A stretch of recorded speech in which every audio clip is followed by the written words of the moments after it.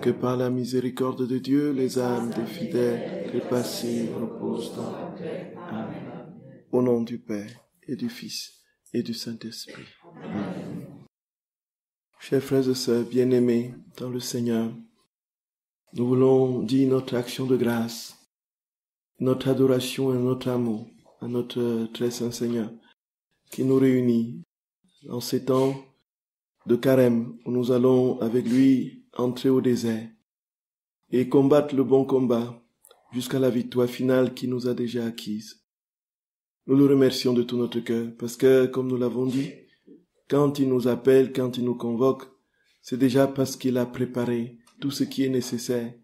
Et aujourd'hui, plus que jamais, ce qu'il veut nous donner, ce n'est rien d'autre que sa propre vie. Loin de tout ce qui pouvait être de l'ordre de simple grâce extérieure ou de satisfaction de quelques besoins temporels qui se limitent, frères et sœurs bien-aimés, à notre finitude. Nous sommes aujourd'hui plus que jamais dans la vérité de l'amour infini d'un Dieu qui veut se communiquer pleinement, parfaitement. Et en ce temps de carême, plus que jamais, nous allons contempler la manière dont il s'est communiqué à nous. Et cette retraite, comme le Seigneur a voulu que ce soit intitulé, ils regarderont vers celui qu'ils ont transpercé.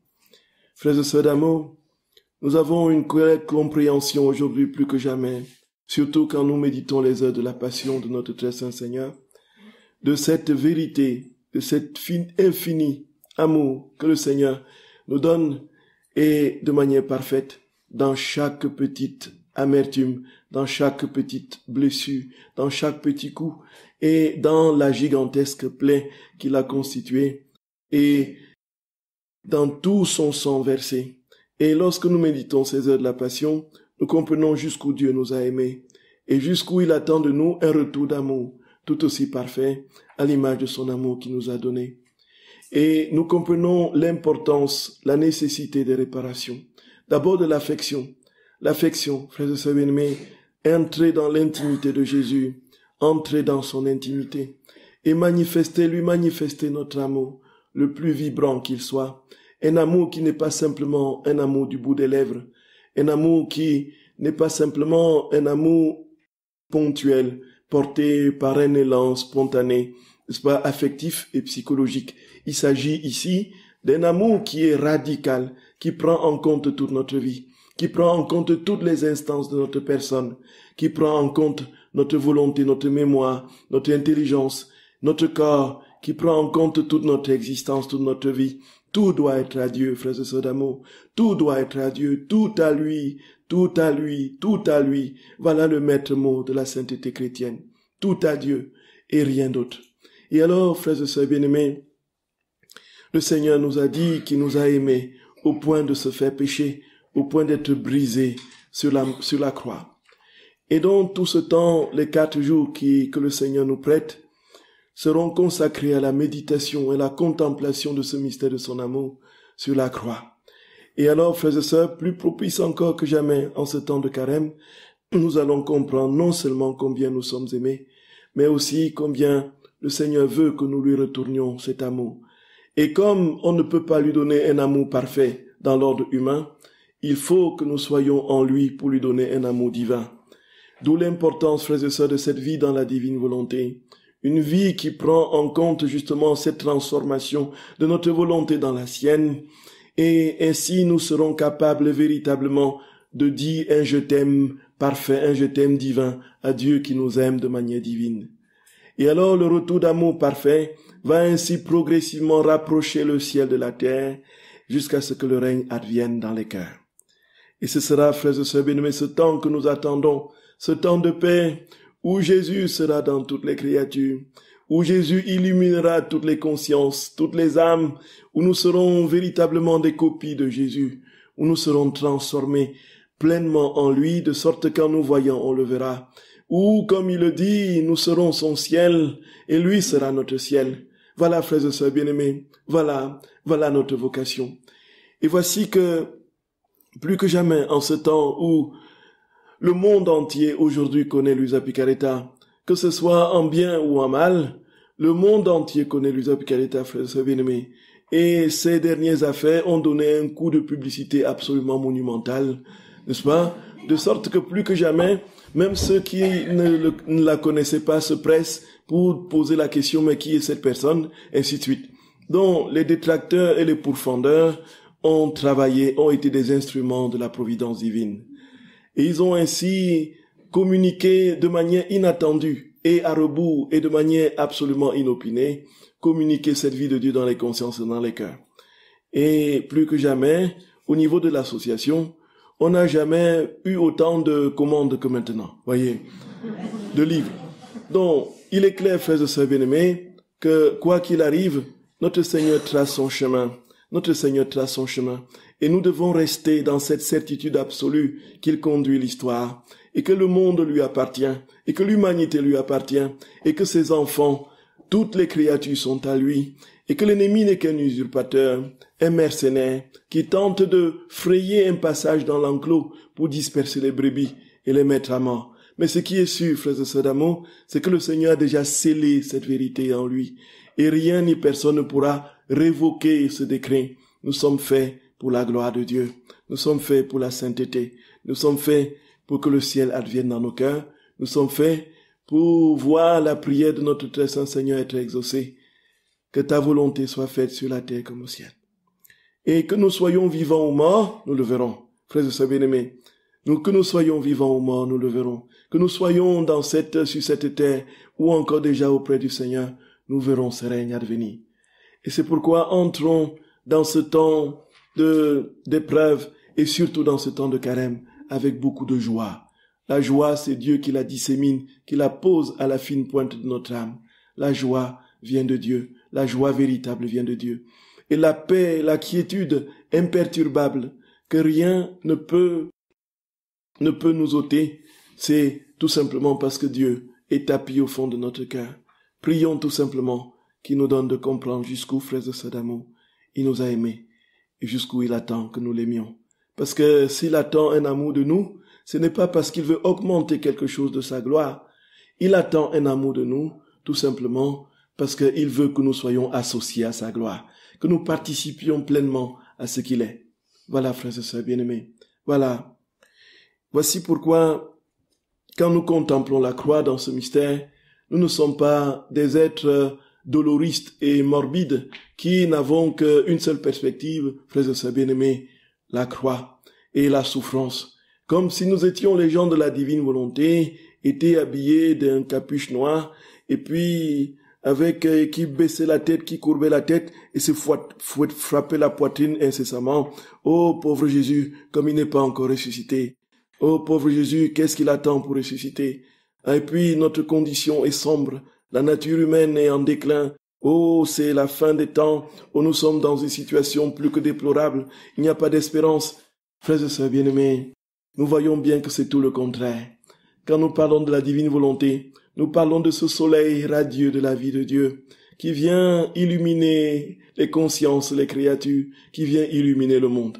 Nous parlons de cette glorieuse résurrection de notre très saint Seigneur qui se déploie sur les cendres du mal. Nous parlons de la fin du mal. Nous parlons de la fin du péché. Nous parlons de la fin de tout ce qui est difficulté à rencontrer et à vivre de l'amour. Nous parlons de cela, frères et sœurs bien-aimés. La divine volonté, c'est cela. Et quand nous évoluons nous n'avons plus qu'une seule chose. Quand nous méditons la passion de notre très saint Seigneur, nous comprenons, frères et sœurs d'amour, que c'est le lieu de l'expression parfaite de son amour, le lieu de l'expression parfaite de tout lui-même. Il a donné sa vie. Un Dieu s'est brisé. Comme on ne l'a pas vu dans des religions mystériques, un Dieu s'est brisé, frères et sœurs d'amour. Un Dieu s'est brisé sur la croix. Voilà, frères et sœurs, comment les choses se passent. Et c'est pourquoi je veux nous inviter de prime abord. Tout le temps que nous parlerons de la passion de notre Seigneur et des croix et des souffrances et de tous les enseignements que Jésus donne à l'Usa Picarita sur la croix, la souffrance dans le livre du ciel et que nous avons en contemplation, en pratique dans l'acte éternel de la méditation des heures de la passion, que nous comprenions bien que tout cela a une seule finalité, faire advenir le règne. Le règne de l'amour, le règne de la sainteté, le règne de la gloire, le règne, frères et sœurs bien-aimés, de la pureté, de l'humilité, le règne, où nous serons des petits-enfants dans les bras de Dieu. Gloria, Gloria, où nous le regarderons les yeux dans les yeux, on lui dira, Papa, Abba, Abba d'amour, je t'aime. Et Dieu il dira, oui mon enfant, oui reçois tout mon amour. Oui, et puis nous lui rendrons cet amour.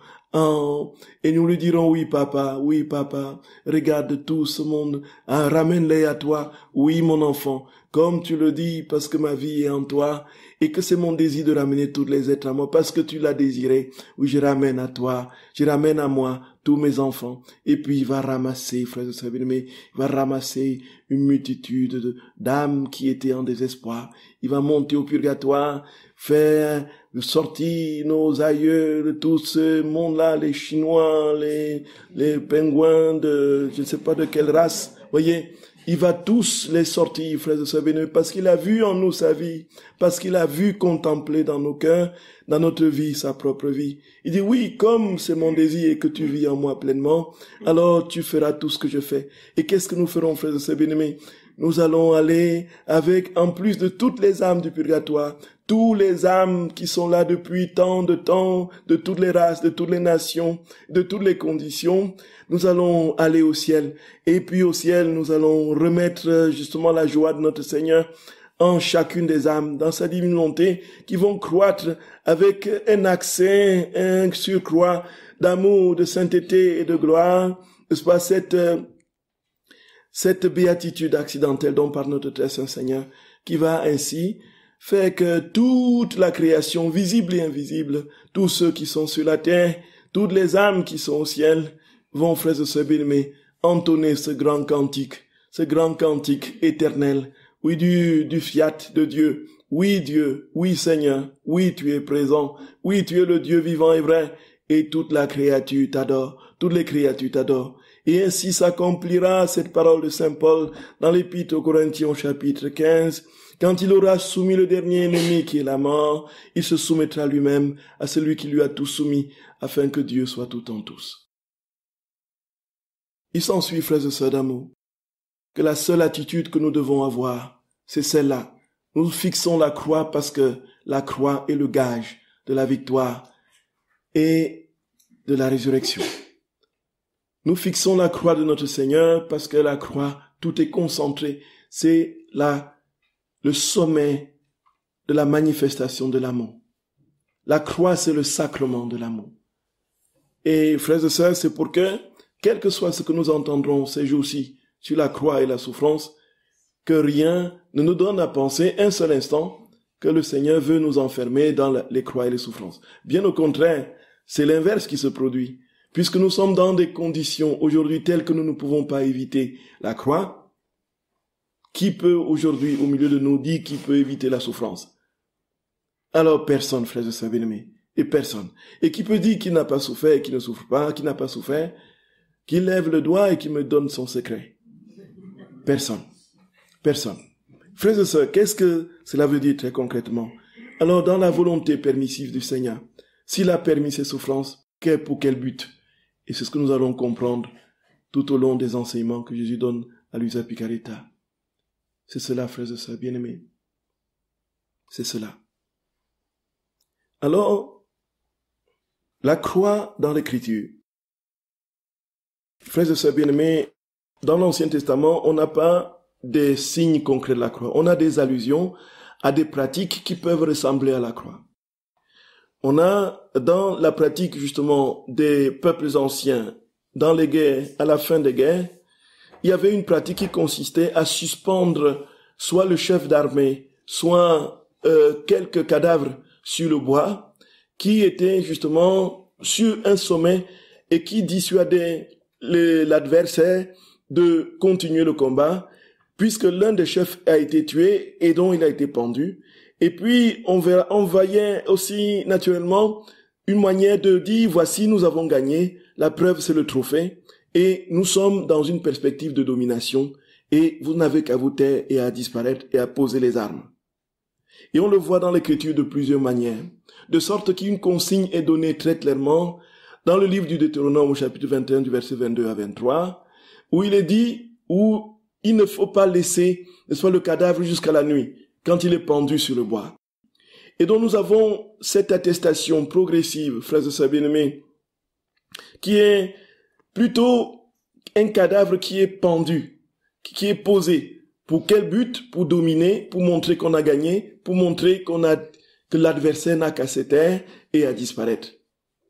Et voici que on voit cette pratique aussi, frères et sœurs bien-aimés, quand dans le livre des Nombres, non, c'est dans le livre d'Esther, lorsque le général Aman, qui est dans une posture d'éradication, il veut éradiquer le peuple d'Israël, et voici qu'Esther va prier pendant 3 jours dans le jeûne, et puis, sous le conseil de son oncle Mardoché, va apparaître devant le roi.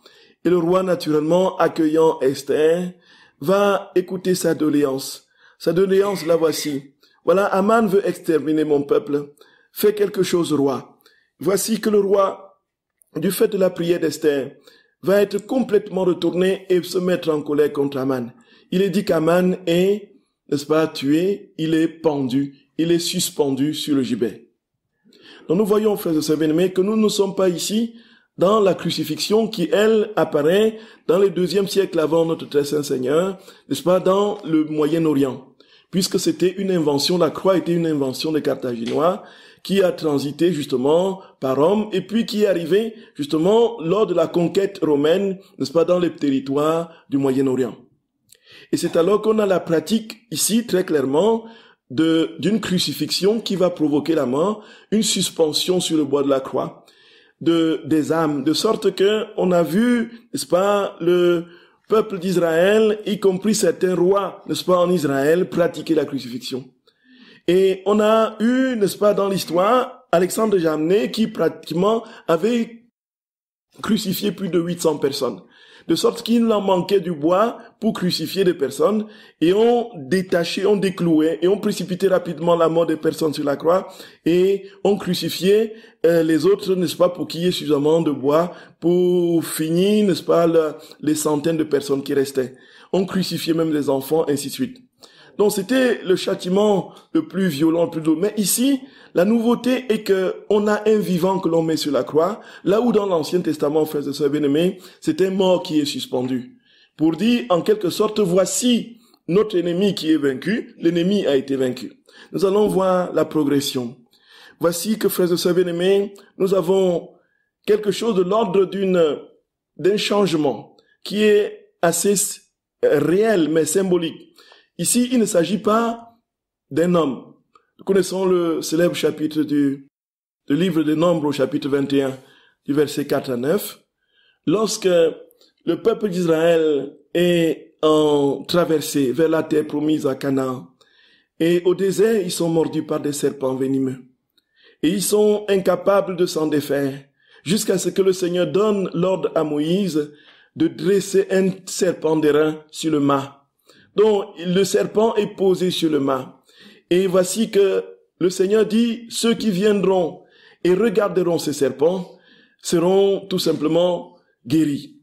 Et quand on peut se comprendre, on peut poser la question, mais pourquoi Dieu a-t-il demandé que ce soit un serpent qui soit dressé sur le mât?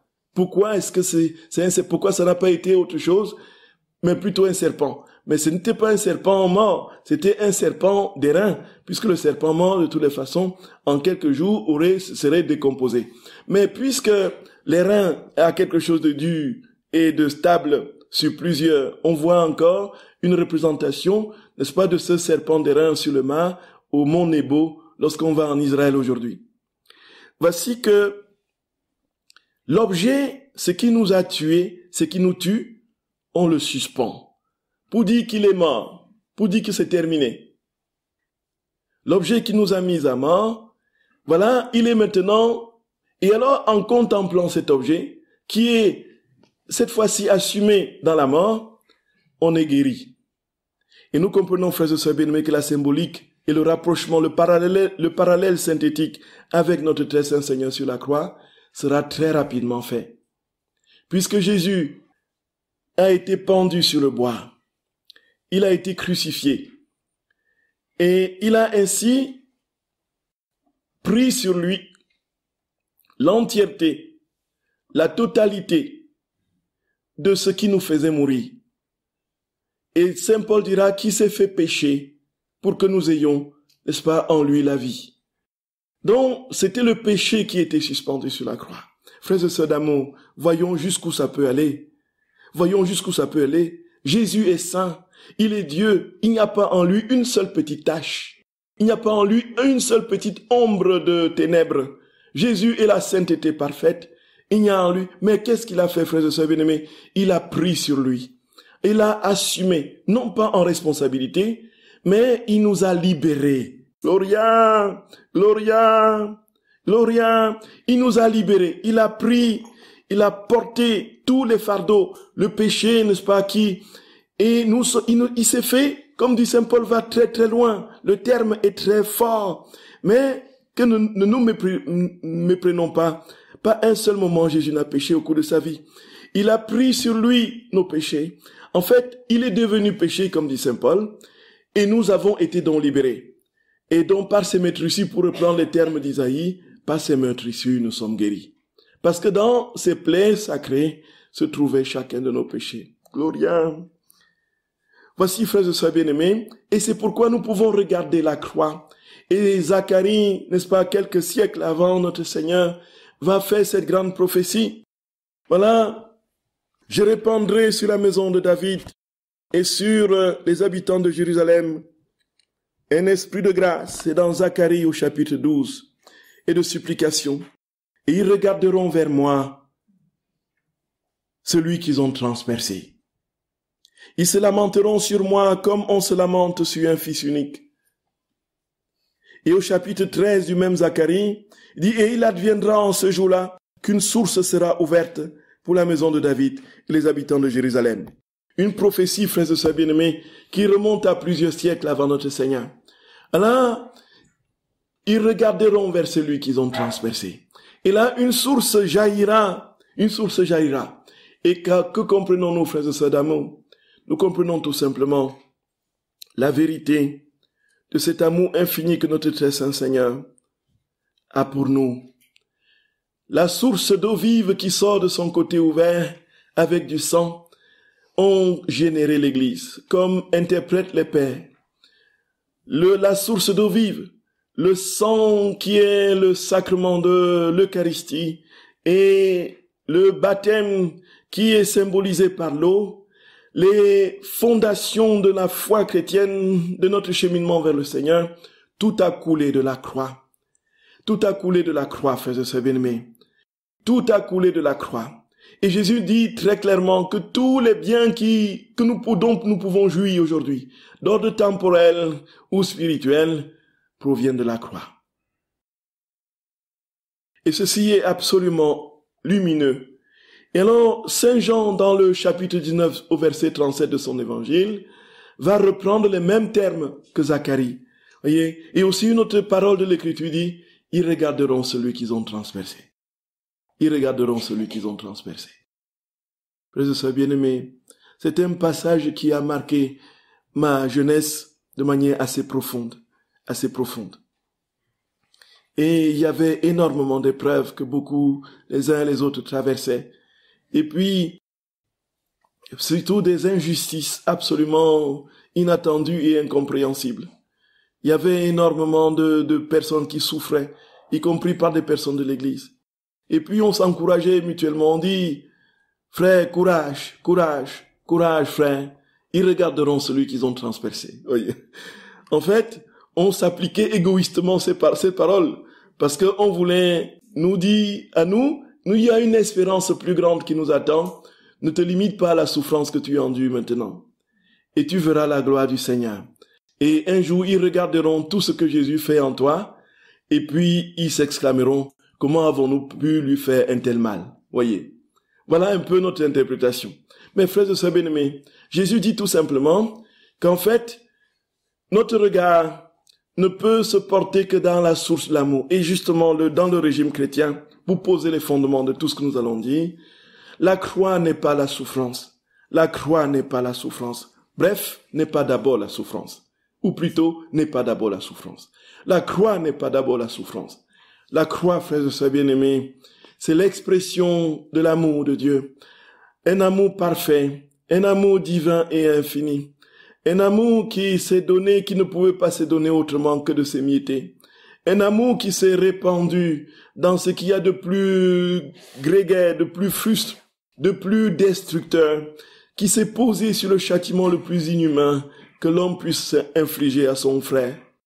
Voilà, c'est ça en fait la croix. La croix est d'abord, frères et sœurs d'amour, l'amour. La croix et l'amour, c'est l'amour d'un Dieu.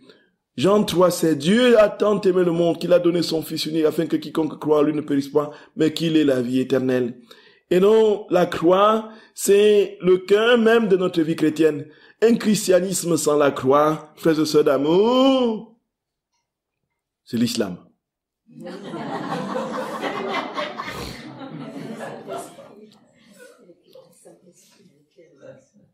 Un christianisme sans la croix.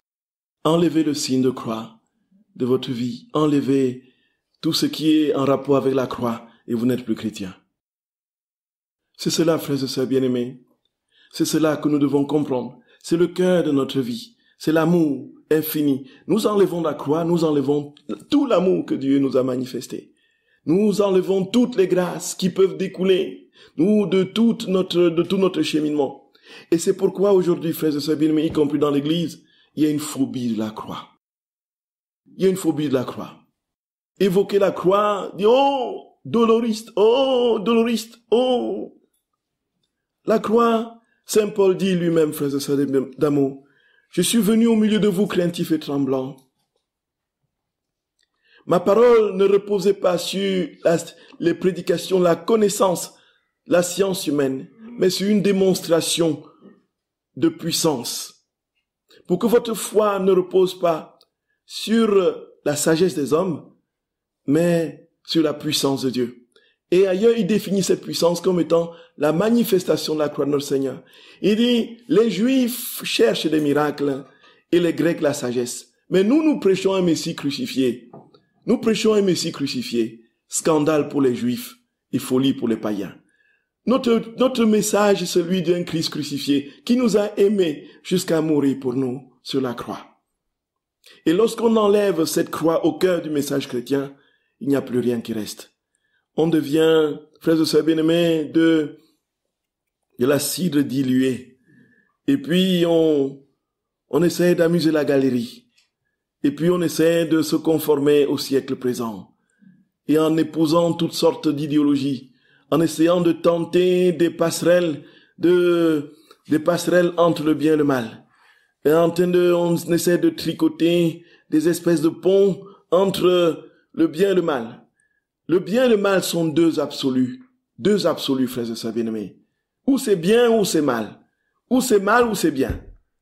On ne peut pas dire que le mal a des couleurs et dont le mal reste bien parce que il y a quelque chose qui vient. On va, frères et sœurs bien-aimés, un jour parvenir, et c'est déjà le cas, dire que le bien est le mal et le mal est le bien. C'est là où nous sommes parvenus aujourd'hui. Et justement, la grande confusion qui gagne le monde.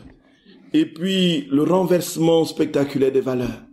Et lorsqu'on voit, frères et sœurs bien-aimés, plus de 400 députés qui se lèvent pour applaudir la mort, qui est inscrit dans la Constitution. Et puis, on se pose la question, où sommes-nous? Quelle est cette humanité? On applaudit, vive la mort, vive la mort. On inscrit que la mort est quelque chose de fondamental, relève d'un droit fondamental. Et puis, on applaudit et on se réjouit. Et on comprend, frères et sœurs bien-aimés, pourquoi notre Seigneur ne va pas tarder à arriver. Et nous comprenons pourquoi notre Seigneur va aujourd'hui et est en train aujourd'hui de diffuser cette vie dans la divine volonté de manière assez exponentielle. Et quoi qu'il arrive, le règne de Dieu adviendra. Ils ont un temps de sursis, tout simplement pour revenir au Seigneur. Nous avons un temps de sursis. Mais ce qui est sûr, c'est que c'est Dieu qui gagne à la fin. C'est l'amour qui gagne. C'est la vie qui gagne. Et quoi qu'il arrive, ce sera ainsi. Il s'ensuit, frères et sœurs bien-aimés, et je nous le redis, Saint Paul qui insiste et martèle. Je n'ai voulu rien connaître parmi vous que Jésus-Christ et Jésus-Christ crucifié. Voilà notre foi. Voilà notre foi. Et c'est alors que nous allons comprendre, frères et sœurs bien-aimés, qu'il n'y a pas d'autre planche de salut que de contempler celui que nous avons transpercé, celui que nos péchés ont transpercé. C'est pourquoi, frères et sœurs d'amour, pendant tout ce temps, nous allons essayer de comprendre ce que Jésus dit, justement, de ce transpercement de son cœur, de sa souffrance. Qu'est-ce que Jésus dit de sa souffrance à lui, à partir du livre du ciel? Qu'est-ce que Jésus dit de ce qu'il a souffert et de comment il souffre? Et nous, la deuxième partie de cette retraite, si le temps nous le permet, sera comment nous, à notre niveau, nous pouvons comprendre les souffrances de notre vie et comment nous pouvons aider Jésus à moins souffrir. D'abord, Jésus nous dira ce que c'est que sa souffrance à lui, comment il souffre et la manière dont il souffre, dans quel but souffre-t-il, et ensuite, nous comprendrons en deuxième partie comment nous pouvons, frères et sœurs bien-aimés, lui donner notre part de consolation et comment nous pouvons souffrir avec lui et donc comprendre le sens des souffrances de notre vie. Et puis, naturellement, très naturellement, nous comprendrons les fruits des épreuves de la croix dans nos vies. Encore une fois, nous ne sommes pas dans le dolorisme. Et je tiens à le marteler. Tout ce que Jésus permet, frères et sœurs d'amour, c'est pour nous élever à une plus grande intimité avec lui et réaliser le ciel dans notre cœur. C'est cela. C'est cela, frères et sœurs bien-aimés. C'est cela.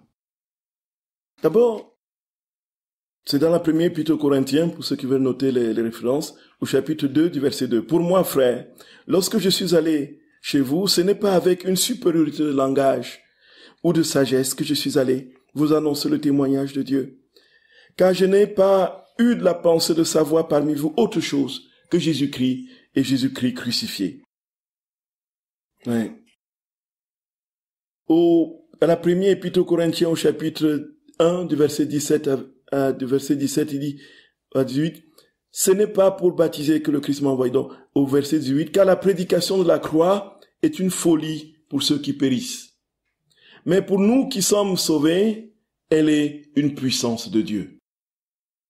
C'est la première épître aux Corinthiens, chapitre 1, du verset 18. La prédication de la croix est une folie pour ceux qui périssent. Mais pour nous qui sommes sauvés, elle est une puissance de Dieu. Et il pose la question ensuite, mais où est le sage? Où est le savant? Où est le raisonneur de ce siècle? Dieu n'a-t-il pas frappé de folie, n'est-ce pas, l'intelligence de ce monde? Donc, pour être sage aux yeux de Dieu, il faut accepter d'être fou aux yeux du monde. Car la folie de Dieu est plus sage que les hommes.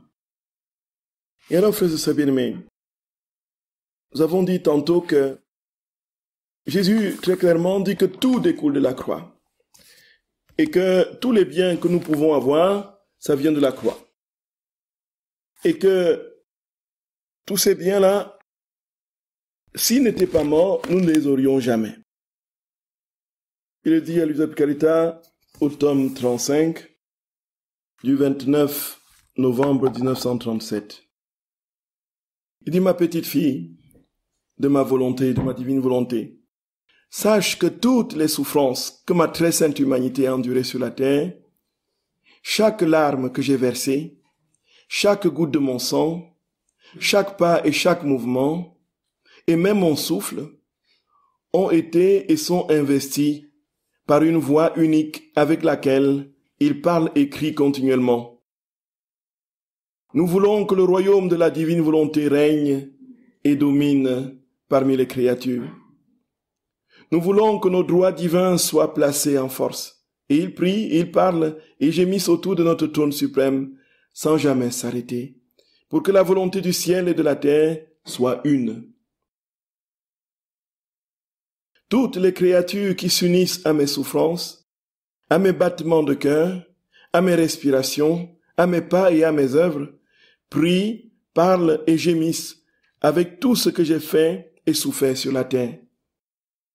Il n'y a pas de bien qui ne vienne de mes souffrances. Il n'y a pas de bien qui ne vienne de mes souffrances. Unies à celles de la créature, mes souffrances forment le dépôt.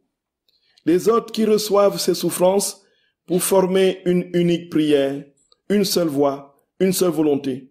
Plus encore, mes souffrances portent les souffrances de la créature et tout ce qu'elle fait devant notre majesté, afin de lui faire vouloir les faire ce que j'ai fait. Les souffrances de la créature reçoivent mes souffrances sur la terre, afin d'inclure toutes les créatures dans mes souffrances et dans les siennes, pour disposer toutes les créatures à recevoir la vie de ma divine volonté. Jésus dit très clairement, frères et sœurs bien-aimés, il dit d'abord que toutes les souffrances qu'il a endurées, toutes les larmes, tout ce qu'il a vécu de difficile et de douloureux sur la terre, depuis le temps de sa naissance jusqu'à sa mort sur la croix, tout cela avait un seul but, faire advenir le règne. Et c'est quoi le règne, frères et sœurs bien-aimés? C'est le règne, c'est le ciel, sans péché, sans angoisse, sans souffrance, sans... Vous imaginez-vous lever le matin, tous les matins avec des cris de joie, en bondissant et en dansant de joie pour votre Seigneur, en invitant toute la création à danser avec vous. Vous invitez le soleil à danser avec vous, la lune à danser avec vous. Vous voyez un oiseau qui vient se poser sur votre fenêtre et il commence à chanter, et puis vous chantez et d'autres viennent encore vous chanter ensemble, voyez? Vous imaginez un monde comme celui-là? Il a dit tout ce qu'il a souffert, frères et sœurs bien-aimés, tout ce qu'il a enduré, c'était pour que vienne son règne dans les cœurs, où notre cœur est constamment dans cette perpétuelle louange, dans cet amour où nous n'avons pas un seul moment où nous sommes agrippés et où nous avons de l'amertume ou de la souffrance de quelqu'un qui nous a fait souffrir ou que nous avons fait souffrir. Un monde où les cœurs sont unis dans la paix. Jésus dit que lorsque toutes les souffrances, c'était pour que vienne ce règne-là. Tout ce qu'il a enduré, c'était pour cela. Et nous comprenons donc bien, frères et sœurs d'amour, que rien de ce que nous pouvons vivre dans la divine volonté comme souffrance n'est perdu. La deuxième chose qu'il dit, c'est que tous les biens, tout ce qui est, tous les biens, nous comprenons tous les biens. C'est quoi? Tous les biens. Quel est le grand dépôt du trésor? Dans le troisième fiat, c'est l'Église. L'Église est née de sa passion. L'Église est née de son côté ouvert. Et tout ce qu'il a vécu produisait tous les biens dont nous pouvons bénéficier aujourd'hui.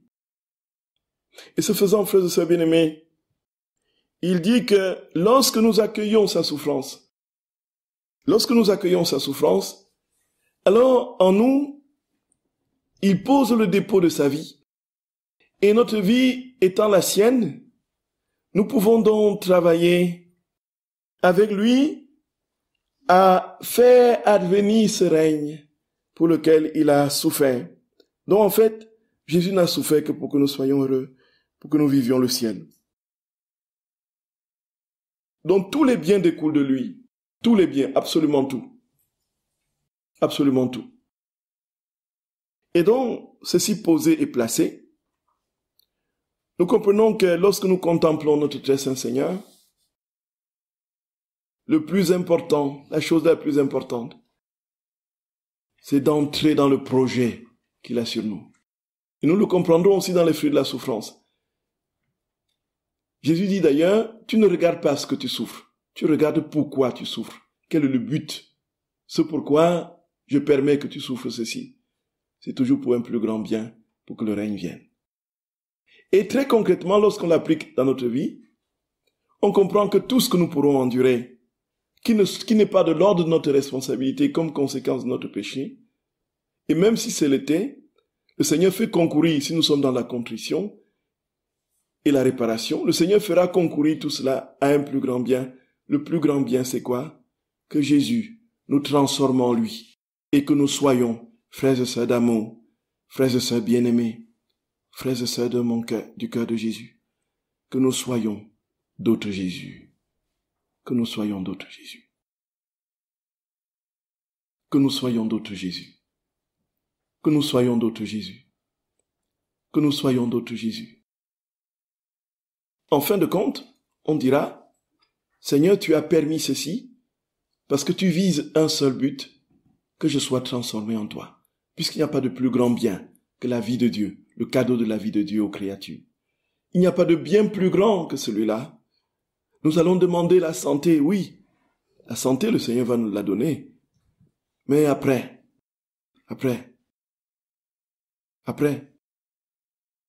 Nous allons même demander de ressusciter des morts, voyez. Comme Lazare, là. On va sortir du tombeau après 4 jours, peut-être après 10 ans. Et nos petits-enfants, arrière-petits-enfants seront contents de nous voir, voyez, et ainsi de suite. Mais après, il faut qu'on retourne au tombeau. Voyez. Nous allons demander une petite réussite, une situation professionnelle acceptable et plus rémunérée. Oui, après. Frères et sœurs bien-aimés, le point oméga, pour reprendre le terme de Thérèse de Chardin, le point oméga, c'est la vie de Dieu, la vie en Dieu, la divine volonté. Il n'y en a pas d'autre. Il n'y en a pas d'autre. Il n'y en a pas d'autre. De sorte que je peux tout lire maintenant dans la perspective de la divine volonté. Que veux-tu de moi, Seigneur? Que veux-tu pour moi? Tu veux que je sois comme toi, que je sois semblable à toi, que je sois uni à toi, ainsi de suite. Nous sommes allés en Roumanie pour une retraite, en Roumanie, et puis on va y retourner le temps prochain, si le Seigneur le permet, parce que cette fois-ci, c'est l'archevêque de Bucarest qui nous invite dans sa cathédrale, tout ça. Voyez comment Jésus, là où en France, on vous prend le marteau pour vous, voyez, les autres pays, voyez. Donc.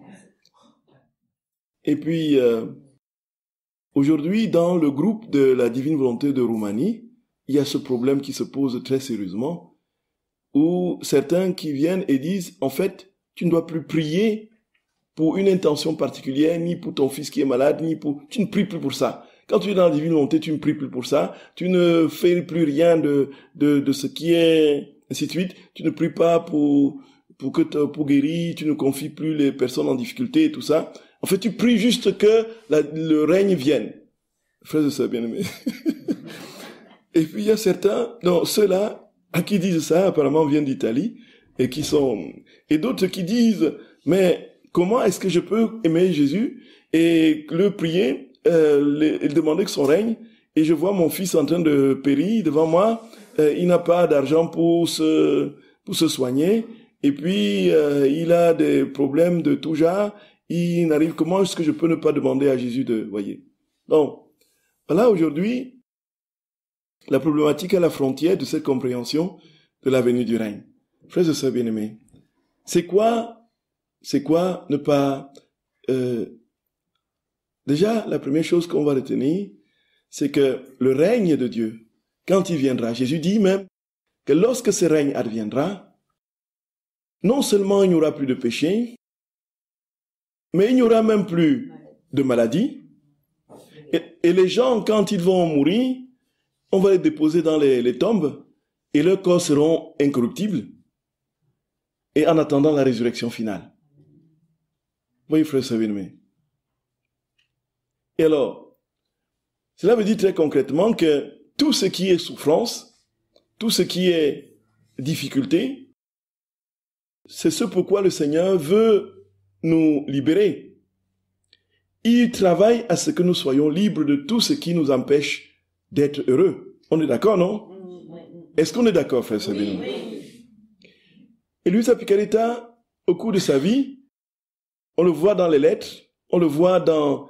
Elle prie pour des personnes en particulier, nommément, voyez. Elle supplie le Seigneur. Pourquoi? Parce que la volonté du Seigneur, c'est que nous soyons libérés du mal et du péché et des souffrances. C'est pas ça?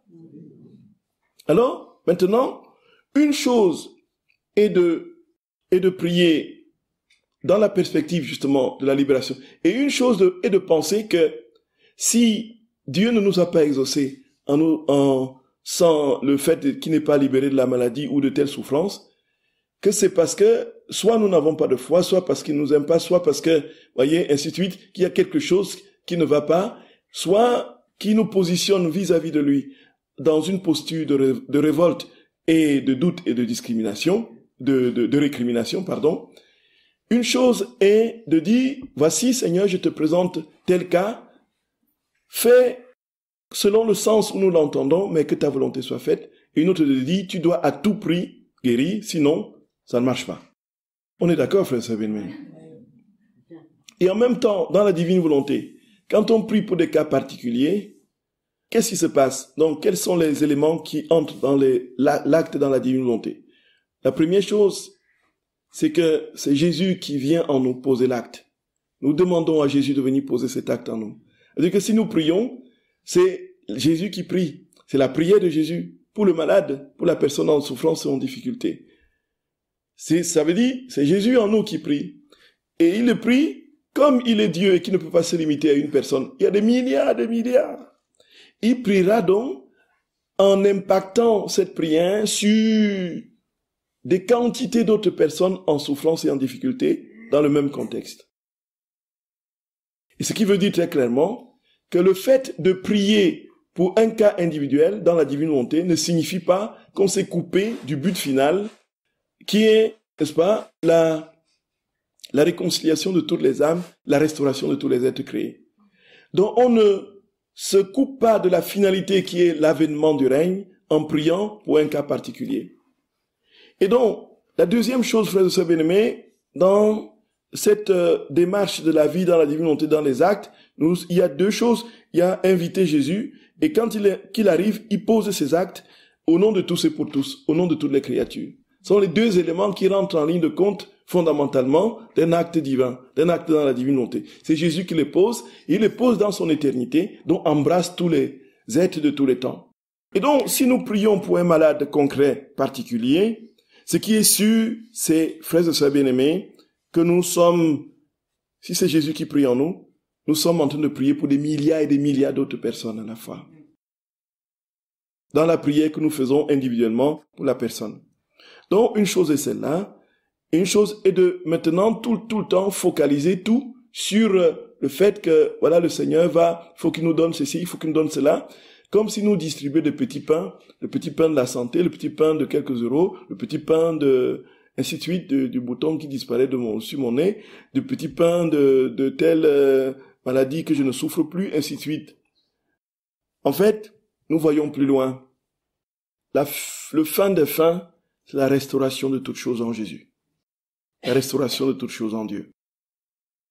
Et donc, ils sont en train de se déchirer en Roumanie. Il n'y a pas qu'en Roumanie maintenant. Et un peu partout, quand la divine volonté vraiment... Donc, ils se disputent dans les cénacles à cause de cette question. Voyez un peu. Est-ce que il faut continuer à prier pour des cas particuliers? Est-ce que il faut pas simplement se concentrer sur le règne? Concentrer sur le règne, c'est quoi? C'est la disparition de toute maladie, de toute souffrance, de tout péché. Et puis, si vous priez pour un cas particulier, vous touchez tout le monde. Si vous le priez dans la divine volonté, ainsi de suite. Voyez. Donc, il y a des positions comme ça, exclusives qui ne servent pas la divine volonté, tout simplement parce qu'on n'a pas compris l'esprit. Sinon, Jésus lui-même, qui était Dieu, était parfaitement Dieu, n'aurait pas prié son Père pour les situations nécessaires, les besoins temporels au cours de son incarnation. Voyez, il aurait dit, je suis venu à venir faire, peu importe, l'aveugle veut crier, oh, l'aveugle né, c'est fils de David, n'est-ce pas, aie pitié de moi, et ainsi de suite. Puis il devait dire, ah non, garde ta cécité. De toute façon, ce qui compte, c'est le règne. C'est que tu sois au ciel. Voyez? Voyez?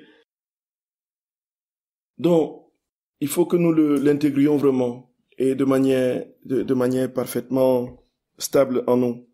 Parce qu'il n'y a pas d'autre possibilité, frères et sœurs bien-aimés, de faire autrement. Et puis, dans ce contexte, se dit que si je suis guéri, je rends gloire à Dieu parce que ça fait advenir le règne. Si je ne suis pas guéri, je rends gloire à Dieu parce que ça fait advenir le règne. Tout est là-dedans, frère Sabine, tout est là. Tout est là. Tout est là. Tout est là.